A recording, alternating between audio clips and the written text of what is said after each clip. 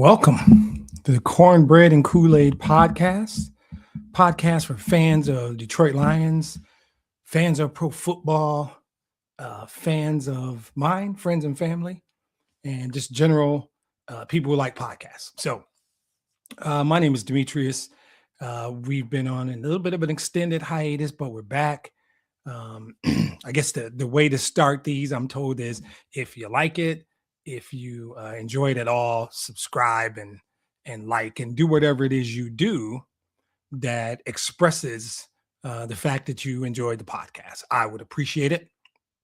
We start every podcast off the exact same way. We acknowledge the godfather of the podcast, the super producer extraordinaire, Mr. Mike Ward. We are coming back to you during the off season, and normally I will drop something around the draft. Chose not to do that this year. Life was lifing, as they say. But so we're gonna kick off season 8. Yeah, season 8. 3 years as the Roar podcast, which you don't need to go back and look those up. They weren't that great. And this is year 5 of the Cornbread and Kool-Aid podcast. So we will be drinking more during the podcast, protecting the voice. We're kicking off season 8 with a series because there's no games yet. So we got 2 months before we get any games. So we thought we'd kick it off by recording and sometimes going live, dropping a series of short pods. At least that was the thought. Like, I'm not really capable of doing short pods. So the idea, which came from my son, so thank you, Trevor, for the idea, was to sort of get back into the groove a little early, start picking some topics and dropping these little short pods to see what you guys think, get some interest, right? And so there's 2 parts to this. One, I'm looking for ideas, right? The idea is drop these topic-driven shorts. One topic, just do 20, 30 minutes, which for me will probably be 40 or 50 minutes, because if you know me, you know that, right? But some of the ideas that just kind of popped up was, what if we did, hey, let's talk about the worst trade in team history, or let's talk about the worst free agent signing in team history. They don't all have to be negative. It could be the best draft class, totality of the draft. Let's go back, look at a draft, see how that draft stacks up historically against other drafts. Let's do the best player in history. Well, second best player in history, because I think it's probably universal who number 1 is, right? But we could do something around who would be the second best player in team history. I think that's a decent conversation, right? You got people who are going to probably immediately jump to Calvin, and I can't really be mad at them for that, because that's a legitimate go-to sort of concept. But then there's people of a certain age that might talk about Bobby Lane. You got to go back and talk about Bobby Lane. There are people who could make a case for. My friend Richard Lane would call me and go, hey, what about my dad, Night Train Lane? No relation to Bobby Lane, but those are good ideas, good topics. We could do most impactful moment. What's the most impactful moment in the history of the organization, right? There are those who could make a case that it is the hiring of Brad Holmes and Dan Campbell, maybe. There are others. So we're just going to drop 6 or 7 of these. Some of them will be live. Some of them I'll record them ahead of time and just drop them maybe on a Wednesday to get us through the next 8 weeks or so before we get actual football, which is what we all want and need and can't wait for anyway. But we'll get there. So we'll drop some of those. And I'm looking for ideas. So whether you watch this later and you want to go into the chat, or if you're on one of the lives and you want to drop in something, I'm fine with that too. But today we're going to do the worst all-time draft pick, a singular pick. And again, there will be people who will quickly rattle off their thoughts, right? A go-to. And that makes sense. I'm being sensitive to age, so I'm not going back that far, right? I'm going to try and stay 90s and onward, right? I considered a mid-80s choice, but I decided I want to kind of more stay relevant to somebody who might be listening, and all of us don't remember Reggie Rogers, but you could Google it, and that's actually kind of tragic, so I'm not making fun of that. But as the topic is today, a singular pick, a singular draft choice, what is the worst all time? And so when I thought about this, I thought about it in a lot of ways, right? And I thought it could be easy just to say, "Oh, that guy sucked," right? That's a go-to. But I decided to break it up into 5 categories, right? For the record, a lot of these guys that I'm talking about, um, they'll fit into multiple categories. Some guys will fit into more than one category, right? It's not just a one thing. So my 5 categories that I'm trying to put this into are like, where were they drafted? There's not going to be any 5th or 6th round choices here because by definition, they're 5th and 6th round choices. It's a risk reward thing. You take injured players in the 5th and 6th round, hoping they get healthy and they'll pan out. You take long shot players. That's what you do. That's what those rounds are for. So those aren't going to fit in this list. They simply didn't get drafted high enough. This one is around expectation. Like the higher you're drafted, obviously the more expectation there is of you. So that one, where they drafted, this is not in order. This is just one of them. A second one is just a simple lack of production. A guy that just never lived up to the expectations that you had of him coming out of college. And this is pretty subjective as well, but there are guys who in college, we assume they would transition. Tough for quarterbacks. That's one of the things. But when we had these high expectations based on what you did in college and you simply don't produce, the word bust is the term that's often used, but it's subjective, but that's a second one. Third one is the player wasn't a good fit. Simply wasn't a good fit. So, and that might not be on the player. That could be on the GM. That could be on the coaching staff, right? If you select a guy that doesn't fit the team's needs, it's about value. That's what this one's about. So there's constant discussions about, do you select for need, or do you reach for a need versus selecting the best player available? And I'm just going to say BPA going forward for best player available. Do you take BPA or need? That's a constant conversation every year around the draft. If your team has a massive hole at a certain position, do you go get the best player at that position, even if there are, in theory, better players? BPA is a different position. What if BPA is not something you need, right? And so there have been times in history where GMs have selected players that didn't really fit the need. And it was a bad choice for that reason. So my personal take is that's about fit, scheme fit, culture fit, understanding who you are as a team and what you need, as well as the type of players you want in your locker room. So the third one is good fit, right? Just stick to who you are and who you want to be as a team. The best example is there's a YouTube video out there about how much people hated on the Jahmyr Gibbs pick at 12. There were people just blasting the Lions for that pick back in 23. It's easy to find. If you type in Detroit Lions draft or Jahmyr Gibbs pick, there are people who have these hard and fast rules. You don't take a running back high. Why would they move up? There are guys who said they had Jahmyr Gibbs in the 2nd round, things like that. So the third one is not a good fit. You maybe draft a player doesn't fit. The fourth one I'm going to call unforeseen circumstances. You draft a player, and at the time you draft him, it makes sense for your team, needs, whatever, and then you make a coaching change, or you make a scheme change, or he gets injured, or there's some off-the-field stuff that there's no way at the time you made the selection you could foresee that.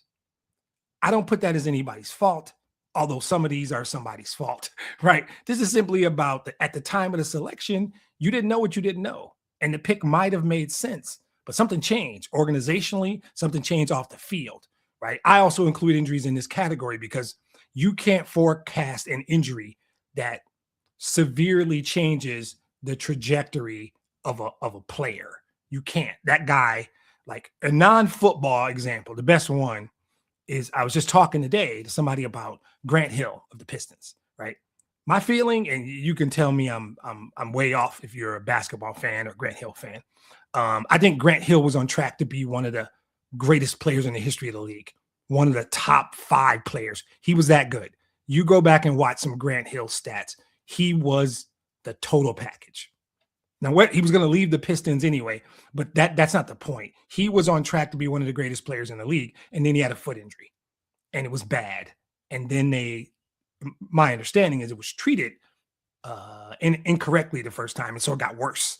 Staph infection, a whole bunch. And he was never the dude he was before the injury. He still came back to be a really good player, had a really good career, but that foot injury changed everything. I truly believe Grant Hill was on track to be one of the greatest players in the history of that league. So, but you can't predict that, right? So, and the fifth one, which is where ultimately I landed on my choice for worst pick, is who could you have chosen instead of the player you actually picked, right? This one has a lot of components, right? Maybe you made a need-based pick instead of picking BPA. Like, the best example of this, maybe your scouting failed, but the best example is Tom Brady. Like, every team in the league, I mean, and I don't know where you feel about him. If you do an objective rating of all-time quarterbacks, he should be one. He could, in theory, be 2 or 3, I guess, if you have some unnatural love for Joe Montana or John Elway or somebody. But every team in the league chose not to pick Tom Brady 5 times, at least 5 times, some of them more. But that's the best example. They were picking for need. Coming out of college, they did not have the scouting report that said Tom Brady might be the greatest quarterback in the history of the league. Nobody knew that, right?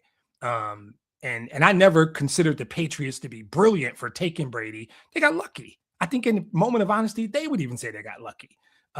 They get credit for creating an environment in the organization to help Brady reach his full potential, but that was straight luck. So with that said, let's reminder, what are the categories? The categories are, because there are guys that'll fit into multiple categories. That's the thing you got to remember is I might mention a guy in a category and you might say, well, he's that too. And he is, right? So it's where did they get drafted? Simple lack of production, weren't a good fit, unforeseen circumstances, and who could you have drafted instead of them? So it's like 5 categories. So in each category, I'm going to give you a player in Lions history and what they could have done. And then I'll land with my actual selection. And like honorable mention, which I always like the idea of honorable mention. You make a list and then you list people who could have made the list. Joey Harrington, if you're not of a certain age, he was the 3rd overall pick in 2002. And he could fit into a couple. Failed to live up to expectations is the obvious one. He finished his tenure in Detroit like 18-37 with 85 interceptions. And I almost thought that number was wrong. I had to look it up and validate it again. He would fit into not reaching full potential. He would fit into where you were drafted. He was the 3rd overall pick. He had a prolific college career and he's a quarterback, right? There's a lot there. He could also fit in unforeseen circumstances because there were organizational changes where I don't know that the organization did Joey Harrington any favors, and I'll leave it at that. But the biggest case is probably lack of productivity. So Joey Harrington is a guy who gets honorable mention and certainly could have made the list in multiple categories. But here's my list in order of the categories I laid out, where they were drafted. So for where they were drafted, I'm going to go with 1 year after Harrington with the 2nd pick in 2003. The Lions drafted a receiver out of Michigan State named Charles Rogers, hometown guy from Saginaw. I bleed green and white, so I was obviously rooting for the kid. He went to Michigan State. I'm not calling him a kid. He's probably close to my age. He's not much younger. He probably fits in multiple categories. Again, he battled a broken collarbone, which might be the same thing. I think he broke the same one twice, or maybe he broke them both, like early within his first 2 years. Then I think he got suspended for something that I don't think you get suspended for anymore, and it's legal in most states. And then there was some stuff off the field. But I think those other things were connected to the fact that he wasn't playing. Had he not gotten hurt and kept playing, because when he played very well. He was a productive receiver. In the short time, I think he played less than a full season. Over 2 years, he might have played 14, 15 games. And he was good. I thought he was on track. This one, I lean heavily toward the injury, but he was the 2nd player chosen. And I didn't even want to read the list of guys that could have been taken instead, because he probably could fit in that category. So this one is like everything. Where he was drafted second overall, definitely injuries and off the field stuff. He was kind of productive though, and there were guys after him that could have been selected. So Charles Rogers is my choice. Although, like I said, Joey got honorable mention. Where he was drafted, that one hurt. That one hurt. So the second one, simple lack of production. There were a lot of choices here, by the way. Again, I got to keep the voice right. That's why I'm going to have to drink during the podcast. Sorry. The second one, a bust, just what I would call a real bust, is just a few years ago, 2020, third overall pick, could go in that category. Jeff Okudah is a corner out of Ohio State, who I had high hopes for. I like Jeff Okudah. I thought Jeff Okudah was going to, I think I named my fantasy football team that year Okudah Matata. Still love the name. I regret the decision, but it was funny. His career, he could go into the injury thing. He tore his core muscle, and I think he had surgery for that, and he ruptured his Achilles. So he only played like 10 games his first 2 seasons total, right? But he showed some flashes in that third year, but the Lions ultimately traded him, right? He could fit into the injury category, the where you were selected category, the lack of production category. And then if you look at who got drafted after him, Isaiah Simmons was in that draft. Mekhi Becton was in that. Tristan Wirfs, 2 really good offensive linemen. And then way down at 22, some guy named Justin Jefferson got drafted. So you can certainly put him in the who got drafted after you category. But for lack of productivity, and there were other choices, but I went with Jeff Okudah. It was such a high pick, and we needed a corner, and we thought he was the guy, and it did not work out. So Jeff Okudah wasn't a need, and I put this on the GM. And maybe one day I could do worst GM in Lions history, but it would be a runaway. There's no point in doing that one. We all know who wins that award. By all accounts, a nice man, good father, good broadcaster. But he did not do a good job as Lions GM. But in 2005, with the 10th overall pick, and that doesn't seem high, the Lions selected another, air quotes, another receiver. His name was Mike Williams.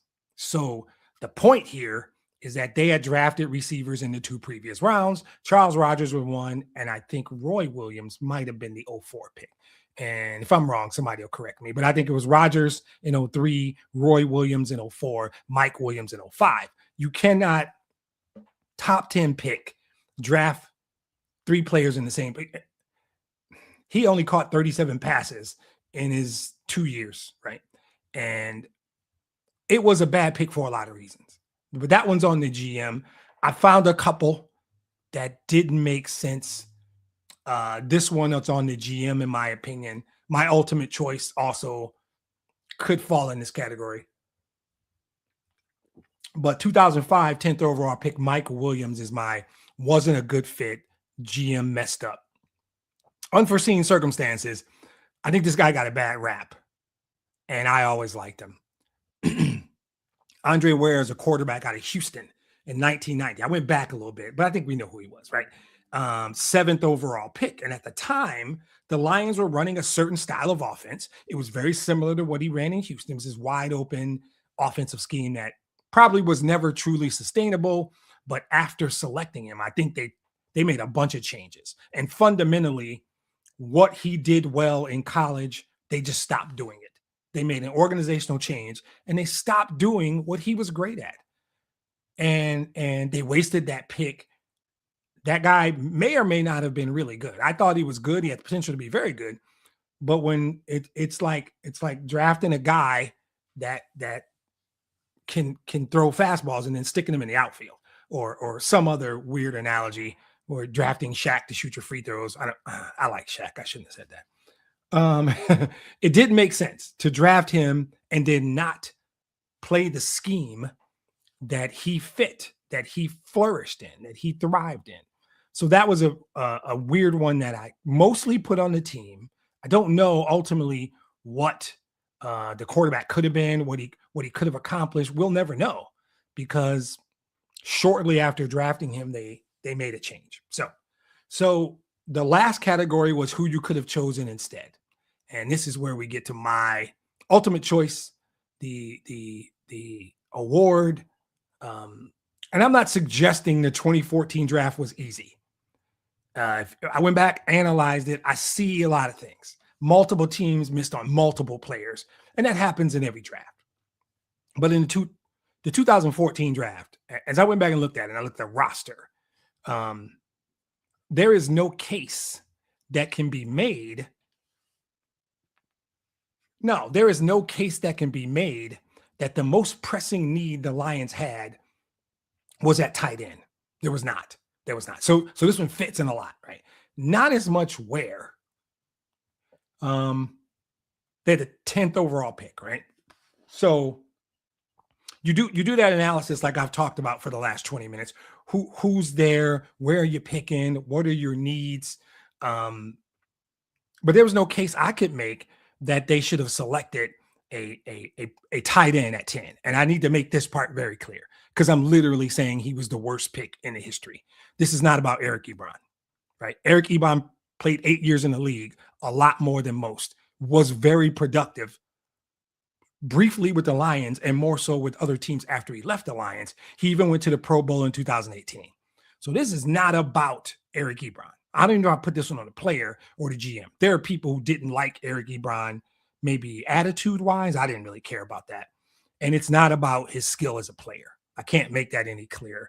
I think Eric Ebron had an 8-year NFL career. You can stop right there and say a lot of dudes don't get that.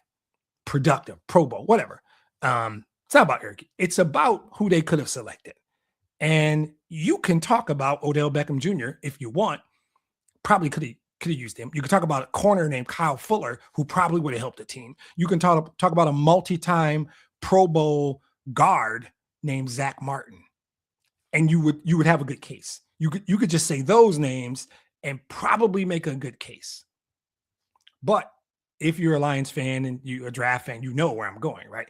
The most obvious is Aaron Donald, right? Possibly the greatest defensive tackle in the history of football. Full stop. We could have had Aaron Donald. And this conversation has been had before. This is not new. I didn't just create this, right?